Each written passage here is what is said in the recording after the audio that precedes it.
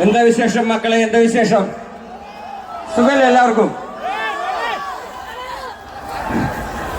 നമുക്ക് കുറെ കാലങ്ങൾക്ക് ശേഷം ഇങ്ങനത്തെ ഒരു ക്രൗഡ് കിട്ടണേ.